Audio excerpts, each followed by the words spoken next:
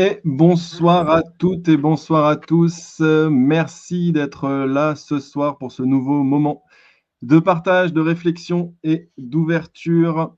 Alors avant de commencer ce live, j'aimerais poser quelque chose d'important. Chacun d'entre nous vit ses vérités et c'est OK.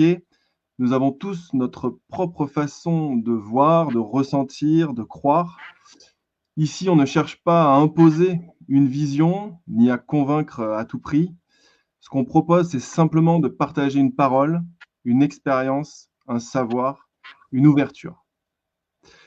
Chacun est libre de penser ce qu'il souhaite, de croire ce qu'il veut croire, mais je vous invite toujours à garder un œil critique, à vous poser cette question simple mais essentielle. Qu'est-ce que cela fait vibrer en moi? Est-ce que cela m'apporte quelque chose? Est-ce que cela me fait avancer, me questionner, me relier à quelque chose de plus vivant en moi? À mon sens, une information, même si elle est parfois difficile à entendre, doit toujours porter en elle une possibilité d'évolution, quelque chose de positif, un chemin vers plus de clarté, de mieux-être, de joie ou de paix. C'est vraiment ça qui compte. Alors ce soir, j'ai l'honneur d'accueillir le docteur Marc-Michael Bronstein, médecin engagé. Marc s'intéresse depuis de nombreuses années à des sujets souvent laissés en marge par la médecine conventionnelle, la maladie de Lyme, et plus largement les approches globales qui prennent en compte l'histoire du patient dans sa totalité. Notre échange sera l'occasion d'explorer son parcours, ses constats, ses choix, mais aussi d'aborder des sujets qui me tiennent à cœur, comme les réactivations virales, pour nourrir ensemble une réflexion vivante sur la santé. Et comme pour la dernière fois, et comme ce sera le cas à chaque fois, ici on parle avec le cœur parce que c'est là que tout commence. Marc, merci infiniment d'être avec nous ce soir. Et pour commencer, est-ce que vous pourriez nous partager un peu votre parcours et ce qui vous a amené à sortir du cadre classique pour explorer des approches différentes, notamment autour de la maladie de Lyme? Alors, bonjour à tous. Je tiens à remercier Mathias. On se connaît de longue date. On a partagé des moments intenses, un peu révoltés et dans certains cas de façon beaucoup plus pondérée, des émissions aussi, des interviews. Et voilà, c'est un moment de retrouvailles et aussi à la fois amical et d'information, à mon sens, qui est important. Je me suis intéressé à cette pathologie de façon un peu impromptue. J'ai été invité à une soirée où j'ai écouté des conférenciers, je connaissais rien de la maladie de Lyme, et ils avaient une approche pluridisciplinaire qui m'a intrigué, qui m'a amené à me poser un certain nombre de questions, à rechercher aussi les documents les scientifiques les plus actualisés. J'avais pas de réponse, j'avais plutôt des dogmes. Dans le domaine médical, c'est souvent le cas. On vous dit faites comme ceci, faites comme cela. On traite plus les effets que les causes. Et malheureusement, en traitant les effets, bah, parfois les situations s'aggravent euh, parce que on ne s'est pas occupé des causes. Et donc, dans des pathologies aussi diverses et variées que des pathologies cardiaques, neurologiques, neuromusculaires, articulaires, parfois même psychiatriques. Finalement, en n'allant pas chercher les causes, ben, on s'aperçoit que les thérapeutiques ont leurs limites et malgré une inflation thérapeutique, ben, on voit des patients qui s'aggravent progressivement et qui tombent à la fois dans la dépendance pharmacologique et finalement ont des effets de plus en plus importants de leur pathologie et de plus en plus invalidants, voire décès de pathologies dont on aurait pu supposer qu'avec les thérapeutiques, ça puisse aller mieux, ce qui n'était pas forcément le cas. Alors, ça m'a beaucoup interpellé. J'ai un parcours que j'ai bien décrit dans mon livre, Maladie de Lyme chronique, euh, un espoir pour les malades, qu'on trouve sur Amazon. Et puis, En définitive, ma pratique quotidienne m'amène à voir énormément de monde, hein. J'ai environ 11 à 12 000 consultations par an de Alors patients justement, qui font de toutes sortes de pathologies, des adultes, des enfants. Elle n'est pas centrée sur le Lyme. Il se trouve que alors justement, Marc, ma question suivante, c'est comment votre regard s'est-il affiné sur ce sujet au fil des années? Et y voyez-vous un lien possible avec des facteurs infectieux, environnementaux ou immunitaires, même si vous y avez partiellement répondu? alors, en réalité, au début, j'avais une vision très classique d'un état infectieux. Bon, d'un état infectieux dont on disait à l'époque, hein, depuis 2006, que c'était un état infectieux non chronique d'ailleurs, qui se guérissait très vite. En 15 jours, on donnait une thérapeutique anti-infectieuse classique, et puis ça disparaissait. Puis il s'est trouvé que j'ai reçu quelques patients, mais comme j'ai des patients qui souffrent de divers maux, je suis installé dans un milieu très populaire, donc il y a des gens qui viennent un peu du monde entier. Et puis j'ai commencé à recevoir des Français qui venaient aussi un peu de tous les horizons, et puis des étrangers, des gens du Maroc, d'Algérie, d'Angleterre, de Belgique, qui souffraient de maux chroniques. Ben, les réponses thérapeutiques qu'on m'avait données ne semblaient pas suffisantes. Donc je commençais à lire de plus en plus. Et plus je lisais, plus je m'apercevais que le lien le plus unitaire qu'on trouvait entre diverses pathologies, ça allait de problèmes ostéo-articulaires chroniques chez des jeunes, chez des adultes, qu'on étiquetait d'arthrose. Alors l'arthrose, c'est en fait une image, mais c'est pas la cause de l'arthrose n'est pas l'arthrose. C'est ce qu'on observe d'un point de vue radiologique, euh, qui souffraient de toutes sortes de maladies. Ben, finalement, le point crucial, c'était les facteurs déclenchants de ces maladies et qui étaient virtuellement jamais explorés. C'est-à-dire qu'on pouvait buter sur la notion génétique, hein. On vous disait, voilà, c'est une maladie auto-immune d'origine génétique. Bon, voilà. Pourquoi elle s'exprimait à un certain âge? Mystère et boule de gomme. Et alors, en lisant de plus en plus, finalement, je me suis dit, bah, ça serait intéressant de savoir ce que les scientifiques disent. Et donc, j'ai pu me rapprocher de scientifiques de très haut niveau. Avec la grâce de Dieu, j'ai pu rencontrer Hans Issel, qui était le directeur INSERM de l'immuno à la Salpêtrière, Hugues Gascan, qui est maître de recherche au CNRS en immunologie. Et on a eu des échanges extrêmement fructueux. Et ça m'a incité à lire de plus en plus d'éléments de science. Et je me suis aperçu qu'il y avait une très grande distance entre la science, les données actualisées de la science, les publications scientifiques et les affirmations assez péremptoires de beaucoup de médecins. Pas tous les médecins, mais un grand nombre de médecins, finalement, avaient cédé à une part de facilité. Un cardiologue va vous traiter du problème cardiologique, mais il ne va pas forcément explorer la cause initiale qui aurait pu déclencher une insuffisance cardiaque, un prolapsus de la valve mitrale, un rétrécissement mitral. On va traiter, on va traiter les effets, mais on n'ira pas chercher les causes.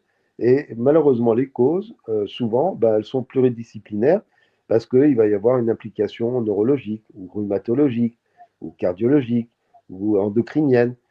Et on va avoir la vision de l'endocrinologue, du cardiologue, du psy, du rhumatologue, mais on n'aura pas une vision un petit peu plus élargie qui nous permet d'avoir un point. Et c'est vrai que la notion de point scientifique, c'est un élément déterminant de la démarche qui devrait, à mon sens, être la démarche médicale et la démarche thérapeutique d'un médecin, à peu près formé à des domaines scientifiques. Et je trouve que malheureusement, les médecins abordent peu les domaines scientifiques, bien que on ait une revue fondamentale en France, qui est la revue de l'INSERM, qui est extrêmement peu lue par les médecins, mais qui est lue par les scientifiques, qui s'appelle la revue Médecine Science, et qui donne souvent une introspection à la fois médico-scientifique de grande valeur. Il est vrai que la plupart du temps, c'est quand même des scientifiques qui s'expriment, donc ça intéresse assez peu le corps médical, mais je pense que Voilà, c'est la démarche que j'ai eue et je suis content d'avoir fait cette démarche. Bon, je suis pas à l'aube de ma carrière médicale, d'autant que on a prononcé en première instance une radiation à mon encontre. Donc voilà, je suis en appel. Bon, je continue à exercer et avec beaucoup d'enthousiasme. Je fais de la médecine générale pour des adultes, des enfants. Je vois beaucoup de monde et j'adore ce métier. Mais bon, c'est un peu envers et contre tout que j'essaie tout quand même de porter ma petite flamme et d'apporter à la fois aux patients et d'un point de vue plus pédagogique et théorique des acquis, à la fois des acquis que j'ai épluchés avec beaucoup de persistance, parce que c'est un travail énorme. Euh, Faire une veille scientifique, c'est un travail gigantesque et constant. Actuellement, j'ai résumé en anglais plus de 950 articles de premier plan, publiés dans toutes les plus grandes publications scientifiques mondiales, qui sont essentiellement américaines, avec des gros budgets de recherche. Parce qu'il faut souligner quand même que dans ce domaine, en particulier dans le domaine euh, euh, je dirais, épidémiologique et thérapeutique, en ce qui concerne le Lyme et les affiliés au Lyme, le budget, jusqu'à ce jour, il est de zéro. Donc, on s'aligne sur des notions parfois assez parcellaires et on refuse tout dialogue avec des gens comme moi qui ont une vision peut-être un peu plus large des données de la science actualisées. Alors, justement, par rapport à la maladie de Lyme, en France, aujourd'hui, on en est où? Ben, on n'en est nulle part parce que il y a en 2006 la conférence des infectiologues français a conclu que c'était une maladie non chronique qui se guérissait en 15 à 20 jours avec une mono-antibiothérapie, ce qui est complètement, euh, ce qui est complètement Hallucinant. en dissociation avec toutes les données scientifiques que l'on a.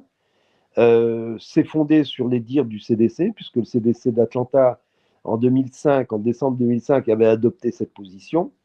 Or, on sait que le CDC avait partie liée avec certains conflits d'intérêts importants. Et en 2006, la Société française d'infectiologie a adopté cette position. Puis, ça a évolué. Il y a eu un dialogue qui s'est instauré avec une volonté d'ouverture de la Haute Autorité de Santé. Et puis, bon, ça a été noyauté, hein, ni plus ni moins, que par la Société française d'infectiologie.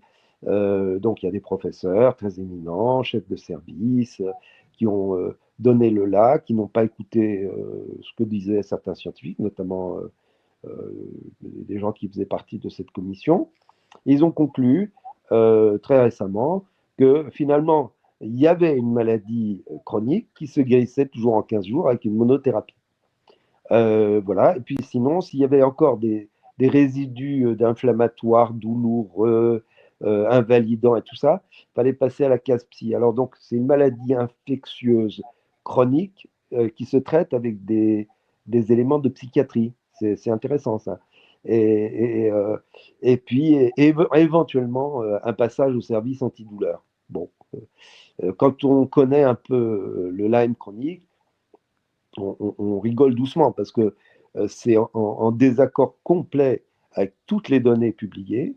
Il faut savoir que le budget américain de recherche en la matière, actuellement, il est de 1 milliard de dollars. C'est une préoccupation de santé publique. Les pouvoirs publics, c'est 150 millions de dollars, les universités, 150 millions de dollars, Fondation Cohen, 300 millions, Fondation Bill Gates, 100 millions, et la dotation d'une autre fondation, c'est 300 millions. Donc le budget est à peine écorniflé.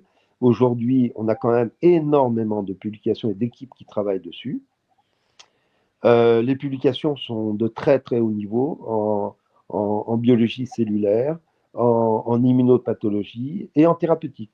La plus grosse étude thérapeutique que l'on ait, elle a été réalisée par le professeur Zhang du John Hopkins Hospital. Bon, c'est pas un phytothérapeute ou un herboriste perdu dans le Xinjiang, hein, c'est un très très grand scientifique reconnu mondialement comme étant le spécialiste mondial de la tuberculose et du sida. et son service a bénéficié d'une dotation de 8 millions de dollars entre 2014 et 2017. Ils ont eu la possibilité de tester sur les formes intracellulaires in vitro de Lyme persistant 1535 médicaments avec un suivi sur 3 ans et 8000 combinaisons thérapeutiques. Donc ça exige des très très très très gros moyens de mobilisation, de travail de laboratoire. Et la conclusion, elle était quand même assez extraordinaire pour dire qu'il y a très très peu de formules thérapeutiques qui marchent. Si ça ne marche pas in vitro, il est évident que ça ne peut pas marcher in vivo. Quand on préconise en France de prendre de la doxycline ou de l'amoxicilline sur des durées relativement brèves dans des formes plus ou moins persistantes, ça n'a ni queue ni tête. 168 médicaments sont plus efficaces que la doxycline en monothérapie, 172 plus efficaces que l'amoxicilline en monothérapie. Seules des combinaisons thérapeutiques marchent. Je peux expliquer pourquoi ou c'est un peu long Non, mais oui, bien sûr, on écoute, hein, c'est hyper intéressant. Donc, Alors, j'explique. On est dans un cycle long de ces bactéries qui migrent lorsqu'elles sont dans le corps humain. Elles migrent vers les tissus. Alors, ça peut être le tissu nerveux, ça peut être des zones articulaires, ça peut être au niveau cardiologique ou digestif. Et c'est des bactéries intracellulaires dont la vocation n'est pas de se promener et de grignoter les tissus, elle est de se reproduire de façon intracellulaire et de façon à bénéficier, comme elles n'ont pas de métabolisme propre, de bénéficier de notre production d'énergie, ce qui s'appelle l'ATP. Donc, elles mangent l'ATP cellulaire. Donc, ça désorganise les fonctions cellulaires. À terme, on a des apoptoses cellulaires. On a ce qu'on appelle une autophagie mitochondriale, c'est ce qui produit l'ATP. Et on va avoir des morts cellulaires, donc des tissus qui s'abîment. Alors, ça peut donner des tendinites sans effort, des gens qui vont développer de l'arthrose. C'est un peu compliqué à expliquer, mais on va abîmer le tissu, ça va libérer une protéine qui s'appelle le rancœur. L'organisme va fabriquer une protéine qui s'appelle anti-rancœur, ça se dépose dans les tissus, ça engendre une inflammation. Et donc, ces bactéries, elles ont une réplication très lente. Une bactérie un pyogène, une bactérie, voilà, normale, bah, elle se réplique et quand elle se divise, la division cellulaire dure entre 2 et 3 minutes. Une division de Borréliose dans une cellule, c'est entre 3 heures et 3 semaines. Donc il faut un contact prolongé, il faut des antibiotiques qui passent la barrière hémato-encéphalique, qui passent dans les tissus, qui passent dans les séreuses et qui rentrent dans les cellules, donc des molécules qui ne soient pas trop grosses, mais avec un contact prolongé. Et en fait, les monothérapies ne suffisent pas. En plus, on ne sait pas quand ces bactéries se divisent. Alors, elles peuvent se diviser au moment où on intervient, où on donne les antibiotiques, mais elles peuvent ne pas se diviser. Il se trouve que dans la caractérisation assez dense des travaux du professeur Zhang, il a publié 2 fois par an pendant 3 ans, hein, de 2014 à 2017, très très bien expliqué. Donc, se reposer sur une thérapie courte dans une forme chronique de ces pathologies, c'est un non-sens complet, ça n'a ni queue ni tête. On se demande même comment ça a pu être décrété, s'il y a eu des études en double aveugle, elles n'ont pas été réalisées. Il se peut que un service, je ne sais pas, peut-être le professeur Combe, je crois qu'il a publié un truc en disant ça sert à rien. Enfin, ou le CDC d'Atlanta, d'ailleurs, qui est battu en brèche actuellement par les autorités du ministère de la Santé aux États-Unis, avec des nombreux conflits d'intérêts. Voilà, et fait des monothérapies sur des durées de 3 mois, quoi. Donc, ça n'a ni queue ni tête. On sait que 3 mois de doxycline, bah, ça ne sert à rien. Donc, voilà, si on n'a pas de combinaison antibiotique, la combinaison qui ressortait, c'était la daptomycine avec une céphalosporine et une tétracycline sur des durées quand même prolongées. Et puis ça a été validé ensuite in vivo. Depuis 2023, il y a eu 2 ou 3 études du docteur Horowitz, donc il y a des gros moyens, et qui a publié là-dessus également. Donc, c'est quand même des domaines d'expertise. Il faut bien connaître l'immuno, quoi, hein. Si on connaît mal l'immuno, on raconte n'importe quoi.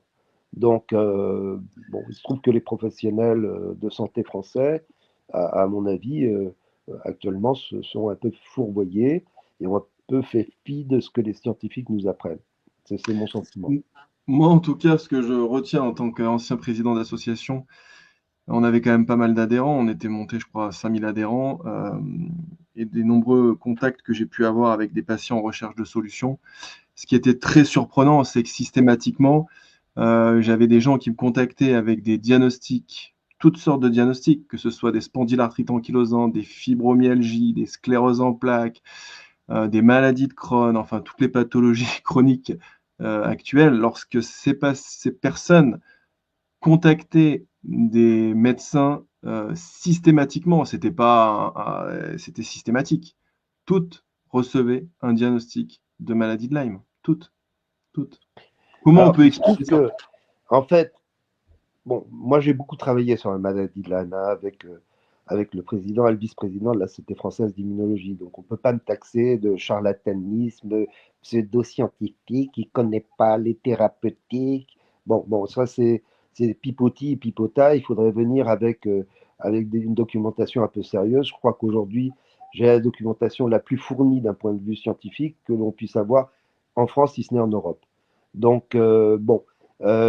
Donc, il se trouve que pour des raisons assez complexes, hein, le Lyme est doté, ça c'est une des découvertes que l'on a fait, le Lyme est doté de ce qu'on appelle un super antigène, que la théorie un peu fumeuse du domaine mystérieux de la maladie auto-immune a été parfaitement éclairée par le professeur Laura Campisi, qui a publié en 2016, le 25 juillet 2016, dans la revue Nature Immunology, qui est la meilleure revue d'immunologie au monde, tout le schéma de la mise en route des maladies auto-immunes, qui est un schéma assez systématisé, avec une surexpression d'une lignée cellulaire qui s'appelle le TH17, qui est une lignée pro-inflammatoire et qui va engendrer diverses affections, souvent avec un déterminant génétique qui est stimulé par la présence de ce super-antigène au cœur du noyau.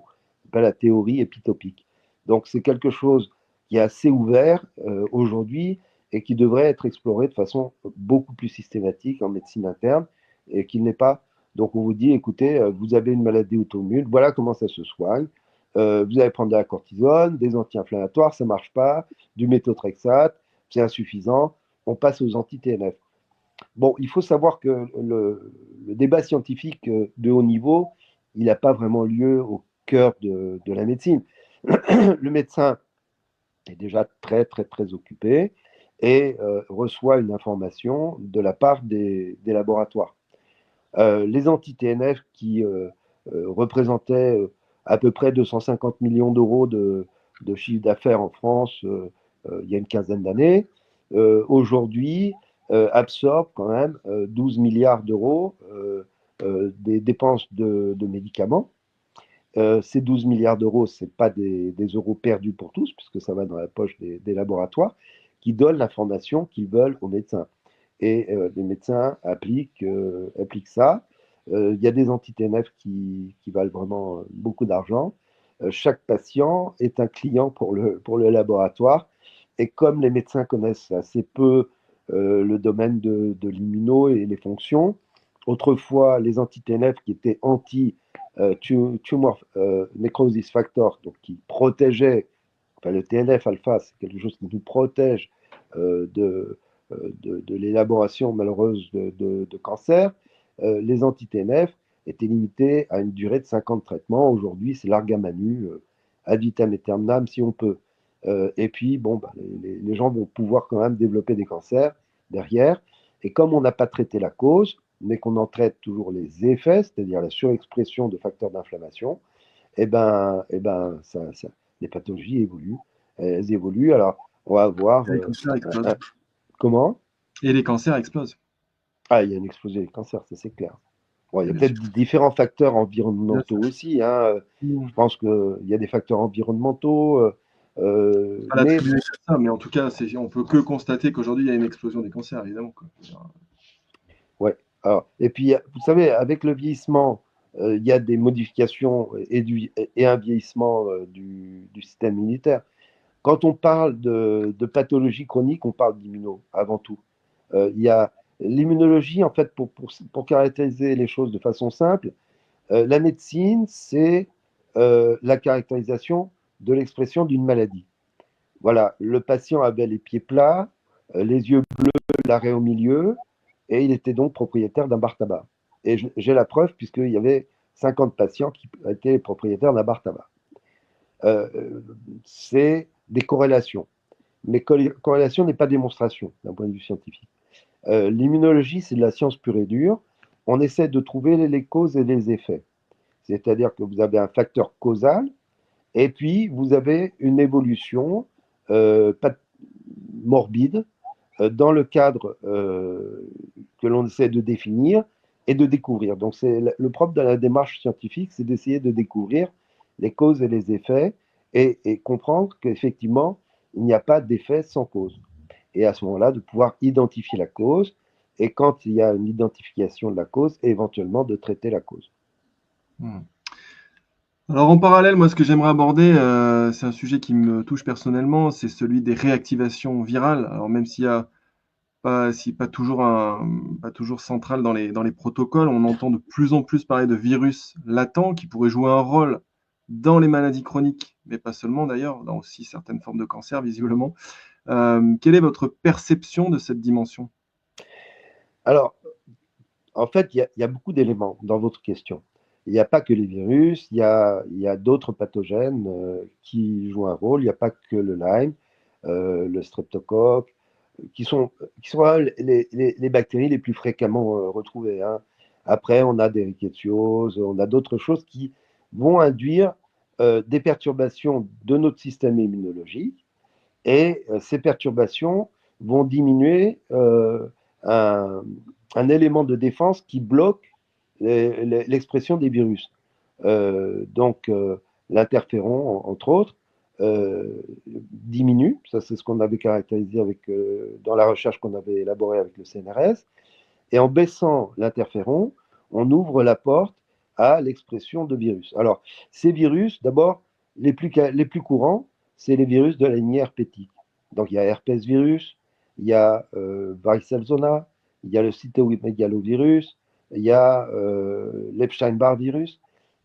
Tout un chacun est plus ou moins porteur de ces virus, ou pas d'ailleurs. Mais on va avoir une surexpression facile à caractériser. Il suffit de faire une sérologie et là, elles sont relativement fiables, puisque quand on a une réplication virale accrue, eh ben, on a une augmentation de l'expression sérologique. C'est tout simple, des petites fléchettes qui essaient de nous protéger contre l'expression de ces virus. Or, ça ne s'arrête pas. Comme on a une baisse d'immunité qui porte sur une lignée particulière qui fabrique l'interféron, eh ben, dans ce cadre-là, on a des surexpressions virales. Et ces surexpressions virales, elles ont été très, très, très explorées. En 2006, déjà dans le concours médical, il y avait un article sur le lien entre herpès virus et polyarthrite rhumatoïde, par exemple. Et puis, euh, en 2009, il y avait un article fondamental qui a été publié dans le Lancet sur le lien entre varicelle zona et sa surexpression qui entraîne ce qu'on appelle des vascularites, c'est-à-dire des inflammations de la tunique moyenne des petites artérioles, puis des grandes artères, et son mode d'expression, alors des AVC, des infarctus, un ralentissement des syndromes de Raynaud, une fatigue extrême parce que certaines zones du cerveau sont moins oxygénées. Normalement, c'est les zones les plus oxygénées du corps humain. Une fatigabilité, alors des apnées du sommeil. Et tout ça, ça a été exploré, publié. Je n'ai pas inventé le fil à couper le beurre, il suffit de lire. Il faut bien lire l'anglais et bien connaître l'immuno. Mais c'est vrai que dans les pathologies chroniques, il faut tout de suite s'intéresser aux fondamentaux. C'est-à-dire, est-ce qu'on est dans un syndrome infectieux ou est-ce qu'on n'est pas dans un syndrome infectieux? Un de mes maîtres, qui était un grand rhumatologue, le professeur Doury, paix à son âme, m'avait convoqué dans son bureau pour me demander combien il y avait de pathologies. Je lui ai dit innombrables, je ne sais pas, cardiologiques, neurologiques ou autres. Et puis en définitive, il m'avait dit non, il y a 5 familles de pathologies, et ça c'est un fondamental à connaître. Et je trouve toujours que c'était un génie dans ce domaine. Il m'avait dit il y a les pathologies de carence, il y a les pathologies de surcharge, il y a les anomalies, euh, les anomalies qui peuvent être génétiques ou macroscopiques. Et il y a les traumatismes et il y a les maladies infectieuses. Et quand on a compris ça, on sait déjà dans quel cadre nosologique on va se situer lorsqu'une personne souffre et souffre de certaines maladies chroniques, entre autres, hein, que ce soit l'arthrose juvénile. On vous dit, ah oui, mais il y a un substrat génétique. Non, le substrat génétique, c'est un marqueur individuel qui va s'exprimer ou ne pas s'exprimer, mais comme l'avait démontré, c'était plus ou moins suggéré déjà par de nombreux travaux. Hein. C'est pas tombé du ciel, la découverte du professeur Laura Campisi, mais c'est vrai que le rôle des pathogènes intracellulaires est très, très, très important, et entre autres, effectivement, les réactivations virales. Et alors, qu'est-ce qui se passe si on a une activation virale sans forcément derrière avoir la borrelia? Déjà, est-ce que ça existe, quoi, finalement? Oui, ça existe. Alors, il y a quand même un point très important à comprendre, c'est que on s'imagine que souffrir de borréliose, c'est quelque chose un peu comme une coquetterie dans l'œil, qui toucherait une petite élite de malades qui ont cette espèce d'affection bizarroïde, qui les taraude 20 ans plus tard après avoir été soit contaminé par voie sexuelle ou par une tique ou par une puce ou je ne sais quoi. Aujourd'hui, on sait très bien qu'il y a une transmission fœto-maternelle, ça a été publié et republié, moi je le constate très fréquemment. On sait aussi qu'il y a des modalités de contamination sexuelle dans des familles où on voit que le papa et la grand-maman et finalement étaient porteuses, et puis le papa a contaminé la maman, qui elle-même, pendant la gestation, a contaminé les enfants, qui vont avoir des modalités d'expression diverses et variées les uns des autres. Sans... Alors, on est très, très, très fréquemment porteur. Pourquoi? Parce que l'étude qui a été publiée en 2021, c'était octobre 2021, euh, dans le BMJ, donc une revue extrêmement sérieuse, euh, faisait la démonstration que 14,5% de la population, à minima, était porteuse en fonction des données épidémiologiques que l'on avait. C'est-à-dire que vous doublez la mise et vous dites, allez, 30% de la population mondiale.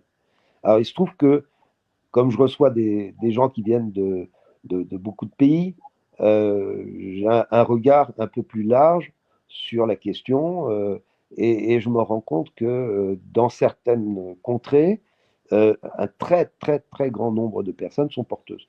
Elles n'ont pas forcément des expressions dramatiques hein, du fait d'être porteur. Et puis certaines personnes sont porteuses saines. Maintenant, on sait qu'avec le vieillissement euh, immunitaire, ben, on aura quand même des soucis à un moment donné de la vie. À, à, à ce titre, en 2024, on a démontré qu'il y avait un lien entre un grand nombre de cancers du sein et le fait d'être porteur de borréliose. Alors, si vous dites 30% de la population mondiale, si on l'évalue comme ça veut dire que globalement, ben, il y a peut-être 2,5 milliards de personnes qui sont porteuses. Hein. Euh, alors peut-être qu'il y a des zones et des contrées où c'est beaucoup plus important, et puis des zones où c'est un peu moins important.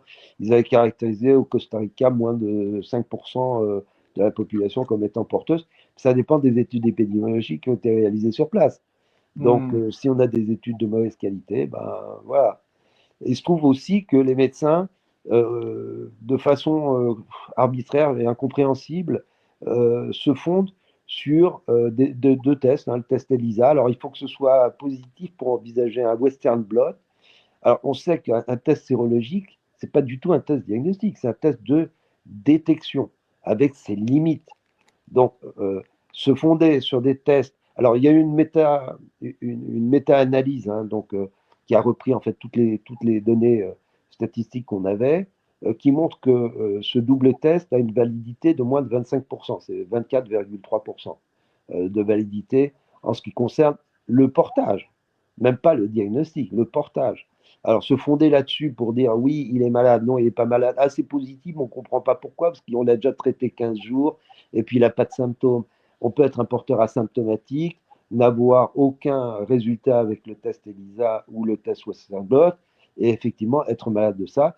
On ne peut pas le caractériser avec ça. Il y a un test qui est un petit peu mieux, c'est le test ELISpot. Alors, en France, on dit on ne le reconnaît pas. Alors, on dirait que c'est sorti du chapeau d'un magicien, ce test. Non, il a été validé par les fourches codines de ce qui doit être analysé. Il est breveté. C'est passé par les instances internationales qui valident ou pas les brevets. C'est extrêmement complexe. Je suis propriétaire avec le CNRS et l'INSERM du seul brevet en immunologie qui existe dans ce domaine, donc je sais de quoi je parle. Euh, la notion de on ne le reconnaît pas, c'est des notions fantasmagoriques qui sont là pour faire plaisir à on ne sait qui. Mais ça ne fonctionne pas comme ça, la science, et la notion de test ne fonctionne pas comme ça. Donc, quand on est un peu sérieux, on essaie de réfléchir à ce qu'est un test et quelle est la nature de ce test. Euh, voilà, c'est pas parce qu'on est porteur qu'on est malade, et c'est pas parce qu'on est malade qu'on a un test positif ou un test négatif. Voilà, ça c'est un élément fondamental. Il y a des éléments d'immunologie qui nous incitent à penser qu'on peut être dans un cadre de borréliose ou de streptocoque ou de Bartonelle ou de rickettsiose ou de parasitose ou de candidose chronique.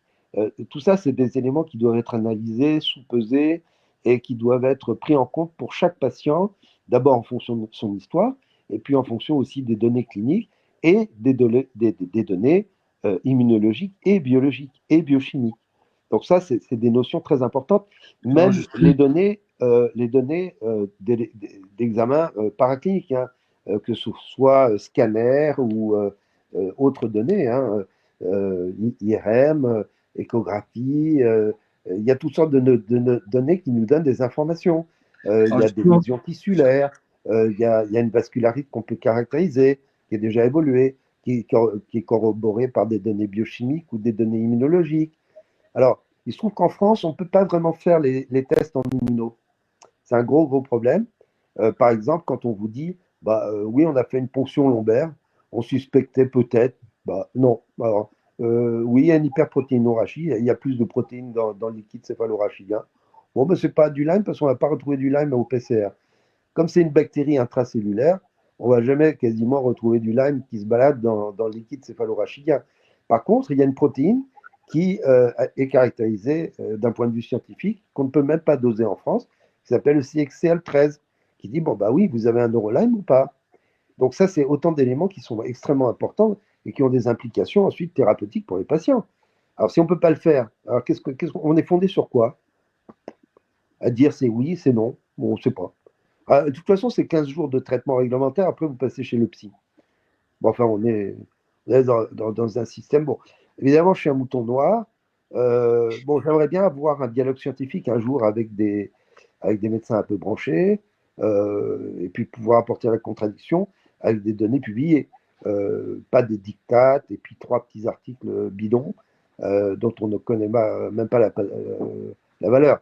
Non, des articles internationaux et puis nombreux.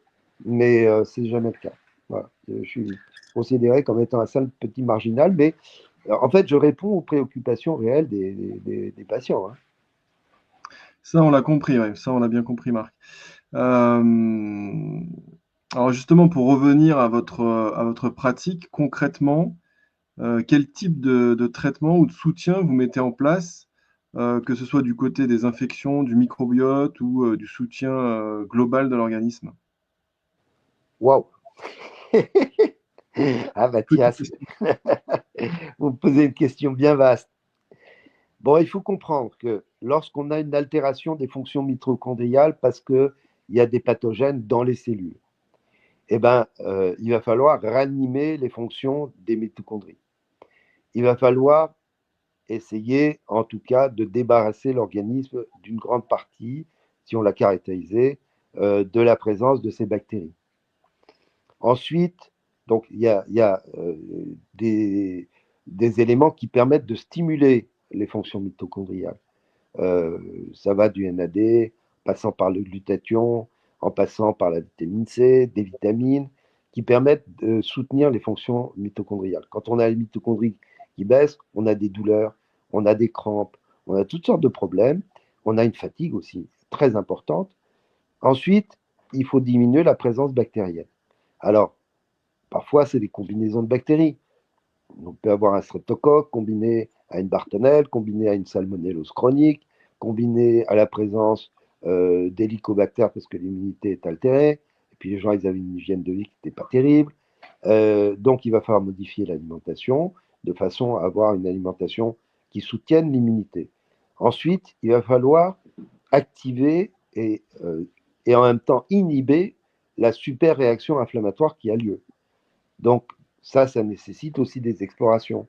Alors, il va y avoir des explorations également en immuno, un typage lymphocytaire avec surtout la caractérisation du CD57, et puis rechercher les maladies auto-immunes, vérifier le taux de cortisol qui s'effondre avec le temps. Lorsqu'on a une infection chronique, ben, on a un taux de cortisol qui s'effondre.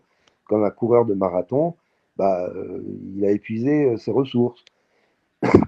Ensuite, il va falloir également permettre à l'organisme de se débarrasser des surcharges virales qui s'expriment. Donc ça donne des vascularites chroniques avec des états de fatigue. Si vous avez chopé la mononucléose, c'est une chose, on est complètement KO pendant un an.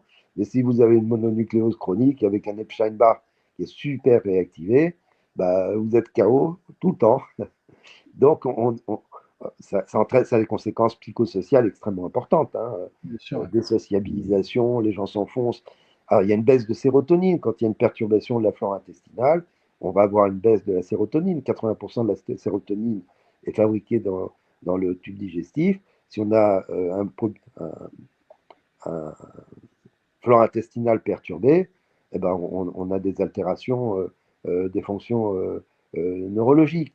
Donc, des gens qui s'enfoncent également dans la dépression. Donc non seulement ils ont des fonctions neuropsychiques qui marchent moins bien parce qu'il y a moins d'oxygénation d'une zone centrale du cerveau qui s'appelle la capsule thalamique, dans laquelle on a deux structures qui s'appellent l'hippocampe et l'amygdale, avec l'une qui gère le cerveau et la notion de connaissance, d'accès à la connaissance, de stockage de la connaissance, et l'autre qui gère toute la sphère psycho-émotionnelle, qui va être très limitée avec des sauts d'humeur, si ça ne marche pas bien, une saturation psycho-émotionnelle très rapide, on peut s'enfoncer rapidement aussi dans la dépression. Il y a des perturbations neuro-endocriniennes, quoi. Donc tout ça, c'est une chose qu'il faut vraiment évaluer humainement de façon très fine, avec un suivi évidemment très fin, à la fois à visée diagnostique et à visée thérapeutique. On est là pour aider les patients, on n'est pas là pour ni se faire du beurre, ni profiter de sa gloriole, ni humilier les gens. Moi, j'ai vu des gens qui étaient passés dans des services où on les a humiliés. Moi-même, j'étais en but à des attaques de confrères, mais hallucinantes. Un chef de service dont je tairai le nom et qui est chef de service en infectiologie dans un grand hôpital parisien, complètement minable et d'un niveau merdique, qui m'insulte au téléphone et qui me traite de sale petit généraliste de banlieue de merde. Et moi, de toute façon, je suis chef de service d'infectiologie, alors que c'est un trou de je ne sais quoi, qui a un niveau de science merdique. Et en définitive, je suis obligé de raccrocher en disant, Monsieur le professeur, j'ai beaucoup apprécié la haute teneur de notre entretien médical. Bon, on en est là. En On fait, en je est ne là. sais Moi, pas si... j'ai même eu des retours à mon niveau d'adhérents à l'époque, hein, quand j'étais président d'association, où j'ai carrément un fameux professeur aussi en infectiologie à Paris, pour pas le citer, Eric Com, qui rentre dans la chambre d'une de nos adhérentes. Cette adhérente ne peut plus bouger, elle est paralysée par la douleur et son corps ne répond plus. Et il lui dit, c'est bon, tout va bien, vous sortez, vous partez, vous rentrez chez vous, madame, tout va bien. Voilà. Voilà, Ça, c'est là la on est au maltraitance. summum de l'égocentrisme et de la La maltraitance. déshumanisation.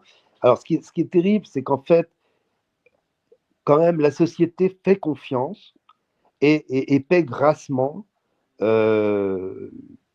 des personnes dont on peut se poser la question de savoir si elles ne souffrent pas de conflits d'intérêts, et d'autre part, dont on peut se poser la question également de savoir si elles ne sont pas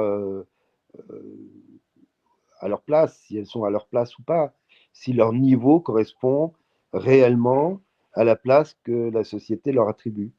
Je pense que la question se pose de façon réelle, non pas en auto-évaluation, mais bon, je pense que c'est compliqué, c'est très compliqué. Alors, quoi qu'il en soit, en tout cas aujourd'hui, je pense que ce qui est important de faire passer comme message, c'est que si vous êtes maltraité, si vous êtes mal reçu, notamment dans ces centres de référence, ben moi je vous invite à aller déposer plainte, hein, tout simplement, parce qu'on a des droits. On est dans un pays où on a encore un peu de droits, ça existe un peu.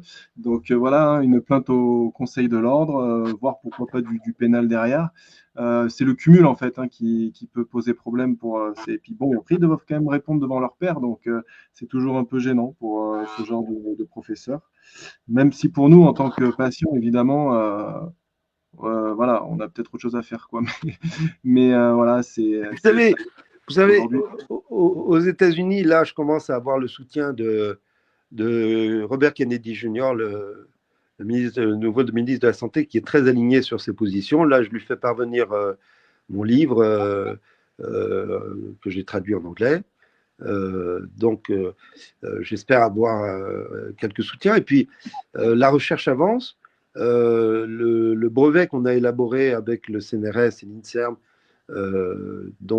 c'est un brevet prometteur parce qu'il donne des réponses beaucoup plus directes. C'est un brevet en immunologie, donc ce n'est pas un brevet de sérologie, de détection avec des aléas. Il nous donne des indications sur le fait d'être malade ou de ne pas être malade de façon extrêmement précise. Aujourd'hui, on peut faire appel à un laboratoire d'immunologie pour caractériser en tout cas certains facteurs d'inflammation qu'on ne peut pas caractériser d'un point de vue biochimique classique. Donc, c'est très intéressant parce que on peut dire à quelqu'un, bah, écoutez, votre état il est stabilisé. Et puis, cette personne, sans qu'il y ait réellement de savoir si sa sclérose en plaques ou sa polyarthrite est stabilisée, on fait une exploration en immuno, on dit, écoutez, non, il y a une population microbienne phénoménale, vous avez une atteinte neurologique qui est évolutive, voilà ce qu'on a caractérisé d'un point de vue immuno, votre immunité est effondrée, vous avez différents paramètres de vascularite qui s'expriment, etc. Autant d'éléments qu'on ne peut pas caractériser d'un point de vue biochimique simple et surtout pas d'un point de vue macroscopique en disant bah, votre radio, elle est stable. Bah oui, mais je souffre un martyr. Bah oui, mais bon, allez voir le service de la douleur. Quand quelqu'un a un cancer et qui souffre un martyr, on ne lui dit pas écoutez, venez voir le service de la douleur, prenez du Doliprane, et puis le lundi matin, il se réveille tout d'un coup en disant ça y est, je suis guéri. Bon, ça ne fonctionne Ah pas non, comme ça. le cancer, c'est juste hallucinant, la façon dont sont traités les patients. Moi, pour avoir vécu tout ça il n'y a pas si longtemps, j'ai juste halluciné sur la façon dont les patients sont reçus, etc. Il y a même carrément les laboratoires qui sont à l'intérieur de l'hôpital, qui ont leur bureau, en fait, et qui viennent distribuer des marques. Enfin, c'est incroyable ce qui se passe, c'est hallucinant. Je vais, Parfois, on inclut même les gens dans des protocoles sans leur avoir demandé leur avis. non, mais C'est c'est incroyable, incroyable. incroyable, incroyable. Je vais vous taquiner un peu avec une nouvelle question. Qu'est-ce que vous répondez à ceux qui vous disent tout ça, ce sont des effets placebo ou ce n'est pas validé par la science? Alors d'abord, il faudrait qu'on parle de la science.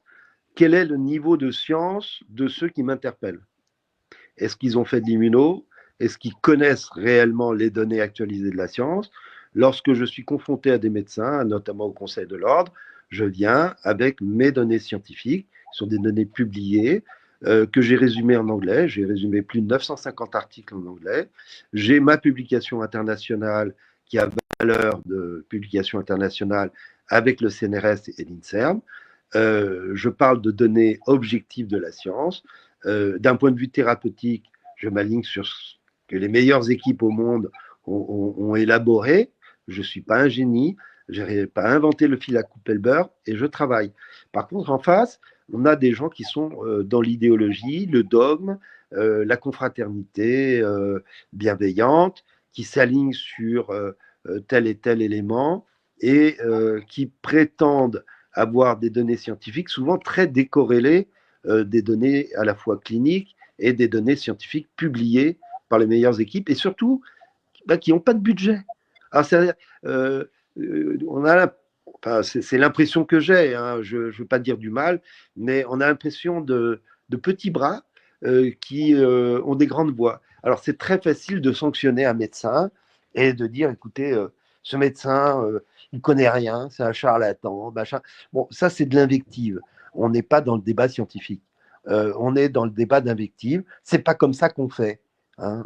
Bon, écoutez, moi, je vais vous donner un exemple très concret. J'ai un copain cardio de haut niveau que j'adore. On est amis depuis l'âge de 10 ans, donc on se dit tout et avec la plus grande franchise. Je lui dis, écoute, mon pote, ça serait sympa qu'on puisse déterminer les causes de tes patients qui souffrent de troubles du rythme, qui souffrent de d'insuffisance cardiaque chronique, qui ont des prolapsus de valves, qui ont des vascularites avec des problèmes artériels importants, voire des infarctus. Ce serait intéressant de connaître la cause parce que c'est évolutif. Alors, si on ne traite pas la cause, on dit ouais, peut-être bonne idée. Je lui envoie à peu près 5 articles de très haut niveau en cardio qui parlent de vascularite ou de troubles du rythme. Et pas de retour. On dîne ensemble et je lui dis mais alors, tu m'envoies jamais personne là-dessus alors que ça serait complémentaire de ta pratique de cardiologue. Il me regarde et il me dit c'est pas comme ça qu'on fait. Je lui dis mais pourquoi? Il me dit ben écoute, voilà, j'ai 3 centres médicaux qui tournent. Je fais de la rééducation fonctionnelle cardiaque aussi. Voilà, j'ai un bel appart, j'ai des beaux tableaux. Et toi, tu n'as que des emmerdes.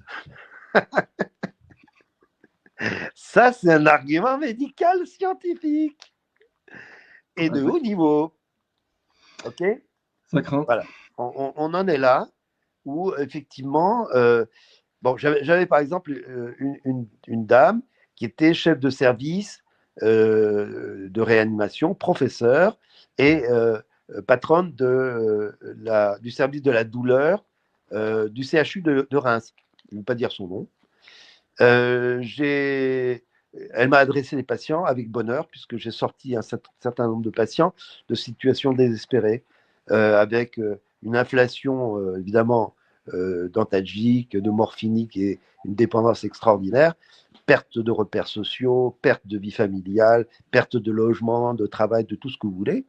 Notamment, je pense à une patiente en particulier, qui s'en est complètement sortie.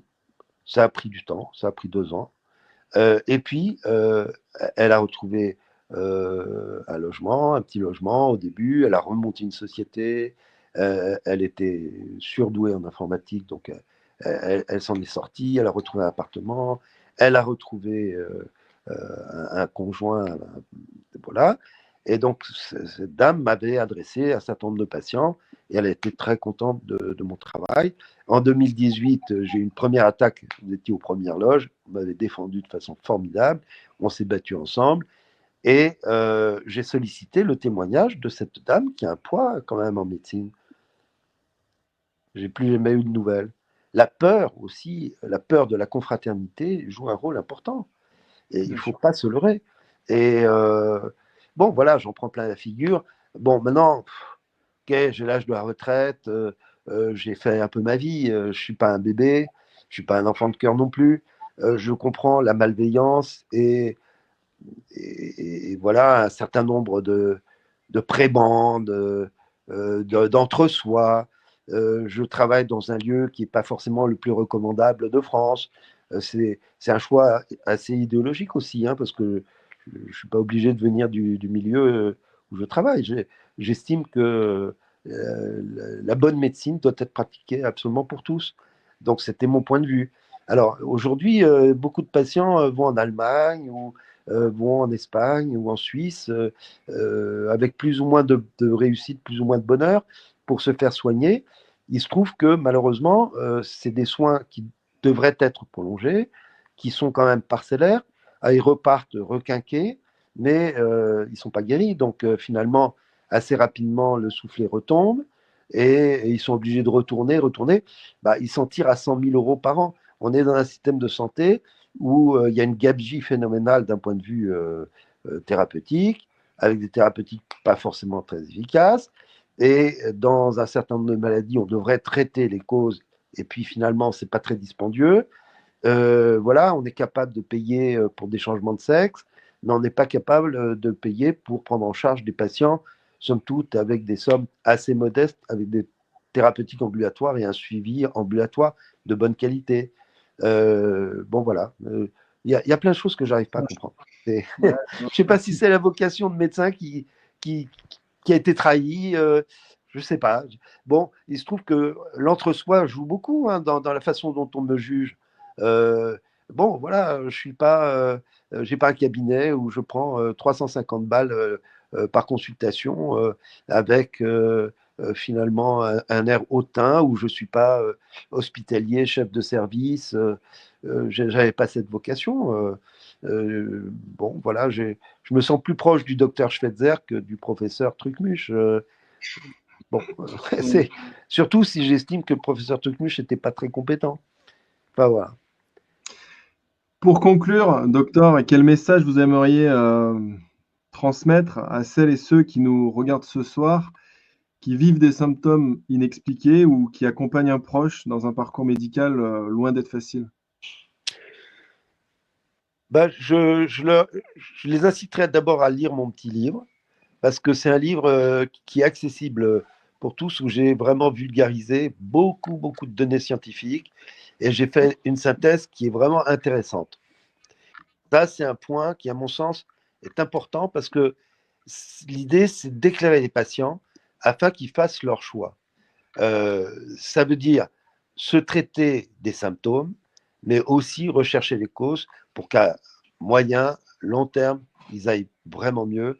Le but de la médecine, c'est quand même d'aider son prochain et de l'aider à se prendre lui-même en charge dans, dans sa vie, dans ses modalités de vie, dans son parcours.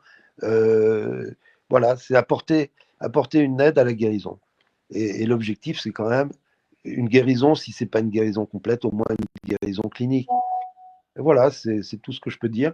Je pense que les Américains ont beaucoup d'informations. Des gens quand même qui ont des niveaux scientifiques et des parcours vraiment très remarquables aux États-Unis. Il y a des gens très honnêtes, il y a des gens très malhonnêtes aux États-Unis. Certains docteurs F et ça se finit par un I. Vous voyez de qui je veux parler? Fossile, oui, bien sûr, faut pas le nommer. Mais il va lui arriver des petites bricoles quand même au docteur Fossile. Ah ouais, là, je pense que la case prison serait pas exclue. Hein. Peut-être 120 ou 150 ans de prison, ça serait pas mal. Un bel enfoiré, ouais. Ouais, une belle ordure, mais je pense que le ministère de la Santé, aujourd'hui, a les moyens d'agir. Là, on n'a plus qu'à se frotter les mains, à prendre les pop-corn et on a juste à regarder en fait. Déjà, plus de 10 000, 10 000 licenciements aux États-Unis quand même dans de l'administration pour nettoyer. Donc ça nettoie sévère. Là, cette semaine, ils ont mis à jour des pratiques pas très normales dans la gestion des charges sociales pour payer l'entretien du caniche de la telle et les sorties et les voyages et les machins. Je ne sais pas comment c'est chez nous. Je me pose des questions, mais c'est pas très transparent. Je ne sais pas où va notre budget. Quand on voit qu'il y a des pseudos, alors déjà quand on voit la façon dont sont faites les sociétés savantes, c'est des associations, la SPILF pour en citer aucune, mais la Société de pathologie infectieuse de langue française, qui a mandaté quand même quelqu'un pour aller lever des fonds, etc., qui a des partenariats avec des laboratoires, et qui derrière, les pseudo-experts qui participent aux décisions au niveau de la haute autorité de santé. Ouh là là là là, attention. Alors, c'est que du maquillage, évidemment. Sur le papier, il n'y a pas de conflit d'intérêt, mais si on fouille un peu quand même, bon. Et c'est toujours là, c'est toujours en place. Et puis, quand on dépose des plaintes, ça aboutit pas. étrange. Ah, ça palpe au portillon. Et ouais, bon, en tout cas, on aura essayé, quoi. On a une question de Valérie qui est intéressante. Je n'ai pas les moyens de me faire soigner en Allemagne ni en Espagne. Mon fils non plus. Nous allons devenir quoi? Grande question. Voilà, aujourd'hui, je suis un peu le dernier des Mohicans parce que tous mes collègues ont été soit radiés, soit euh, on les a chicanés pour tel ou tel truc. Il y en a qui sont morts. Je pense au regretté professeur Gaillet, qui était quelqu'un de très éclairé. Ah, il m'avait écrit en disant votre ouvrage est extraordinaire, remarquable. Je ne suis pas un expert dans le domaine immuno, mais ça me conforte dans ma pratique de médecin et d'infectiologue. Vous voyez, des gens comme ça, il en est mort, il a été radié, avec un prétexte fallacieux. Hein. Il a déposé son recours au Conseil de l'ordre une journée après le délai qui lui était imparti. Voilà. Est-ce que ça, c'est de l'équité médicale? Est-ce que c'est de la confraternité et de la bienveillance? Bon, j'ai quand même un regard assez critique sur certaines pratiques qui sont censées défendre l'éthique et surtout défendre les patients. L'objet du Conseil de l'ordre, c'est de défendre l'éthique et les patients. En face de moi, j'ai pas eu ce sentiment. J'ai été extrêmement choqué et souvent, je pense que les patients qui ont assisté au débat ont été même relativement bouleversés. Bouleversés de voir que l'orientation des débats était une orientation qui allait à l'encontre de leur volonté et de leur intérêt. C'est quand même extraordinaire. Il y a des choses que je n'arrive pas à comprendre. Quoi. Alors moi, je me bats en France et j'aimerais que d'autres médecins aient l'audace de le faire. Mais je comprends fort bien que ce ne soit pas toujours possible. Hein. On a des responsabilités familiales, financières, donc c'est pas évident. Hein. Faut oser. Euh, le professeur Perron a été extrêmement modéré pendant tellement d'années. On avait eu ce débat ensemble. Il avait dit oui, c'est la politique des petits pas. On n'a pas de dialogue scientifique, mais ça viendra un jour. Et puis, bon, il s'est réveillé quand son beau-frère est décédé. Et là, il a été extrêmement virulent. Il est allé au bout de ses convictions en ce qui concerne le Covid. Bon, voilà. Donc, on est dans des situations humaines où même pour le médecin, c'est pas évident. Et moi, je pense que c'est important que les patients aussi m'apportent leur soutien et puis apportent le soutien aux médecins qui essaient de se battre, de se renseigner, de faire de leur mieux, parfois dans leur petit coin. Mais voilà, faut vraiment qu'ils se battent pour eux, parce que c'est leur survie. Et aujourd'hui, si je suis plus là, ben, d'abord, il n'y aura pas de transmission de flambeau. Et puis, aujourd'hui, sur le tarmac, il n'y a plus personne. Euh, mes Bah, potes, beaucoup, beaucoup. ben, ils ont tous été abîmés par les confrères. Bah oui, et puis bah, il y a eu aussi, enfin, il y a eu pas mal de décès, effectivement, comme vous Ouais. en parlez. Et on pense aussi au docteur Nord, ce soir, Michael Nord, qui était très, très engagé. J'avais notamment assisté à une conférence qui était extraordinaire, un homme avec un franc-parler incroyable. Incroyable. On a une nouvelle question de Valérie, mais c'est à moi qui vais y répondre parce que c'est sur la phytothérapie. Alors, moi, en tant que président d'association, Valérie, la phytothérapie a-t-elle un certain pouvoir pour traiter Lyme et co-infection? Moi, de ce que j'ai vu des gens qui arrivaient à aller beaucoup mieux avec de la phytothérapie. J'ai vu des gens qui allaient beaucoup mieux avec beaucoup de techniques différentes. Même moi, personnellement, ce qui m'aide aujourd'hui, ce qui a fait que je suis en train d'aller mieux, c'est l'homéopathie. Donc, voilà. Bon, mais c'est pas parce que ça marche sur moi que ça va marcher sur toi et sur, voilà, sur quelqu'un d'autre. Alors, je voulais compléter en disant, il ne faut pas confondre les symptômes et l'évolution de la pathologie. C'est-à-dire qu'on peut avoir une forte amélioration symptomatique et tout en ayant une dégradation immunitaire à bas bruit, une dégradation tissulaire, parce que ça débouche aussi sur des phénomènes lésionnels. Donc, il faut garder un œil quand même sur ce que nous dit la science. Moi, j'ai eu des patients, malheureusement, qui avaient décidé d'arrêter les thérapeutiques classiques que j'apportais et se tournant vers la phyto, ils ont trouvé une amélioration clinique. Et puis au bout d'un moment, patatras, ils ont été rattrapés par des dégâts immunitaires qui ont continué d'évoluer. Donc il faut être très nuancé et garder un œil quand même sur les données de la science. Mais en phyto, il y a des choses qui ont été aussi publiées et validées, hein, notamment toujours le professeur Zang, qui a quand même des Ah oui, subsides très il importantes, avait il combiné a avec publié des trucs, quoi. Hein. Et il c'est avait combiné pas avec les antibiotiques à l'époque, non? comment? Il n'avait pas combiné avec les antibiotiques, notamment les huiles Ah, essentielles et non, non, non, non, il oui. avait fait des expérimentations sur certaines huiles essentielles et certaines plantes, et il y a des choses qui ressortaient de façon très très positive. Hein. Maintenant, le problème des plantes aussi, une autre problème, problématique, c'est celle des volumes de distribution. On ne sait pas s'il faut 5 gouttes, 15 gouttes, 30 gouttes ou un camion citerne quotidien. Donc ça, c'est un vrai problème. On ne peut pas extrapoler. Alors, il avait utilisé certaines huiles essentielles, etc., montrant que ça a une efficacité thérapeutique intracellulaire, donc ce qu'on recherche, extrêmement puissante, mais en extrapolant sur 10 cellules contaminées au laboratoire, on ne peut pas savoir finalement, comme on ne sait pas quelle est la charge bactérienne, entre autres pour le Lyme, eh ben, on ne peut pas savoir quel est le volume de distribution et la quantité de thérapeutiques qu'il nous faudrait. Ça peut poser problème. On a une question de Kimberley qui est intéressante. Combien de temps pouvons-nous prendre des antibiotiques sans abîmer notre corps? Question très importante. D'abord, il faut être sensible au fait que on peut abîmer surtout la flore intestinale. Alors, il y a un retour de bâton, évidemment. On ne se sent pas bien et on peut avoir des petites allergies aussi, dermatologiques ou autres.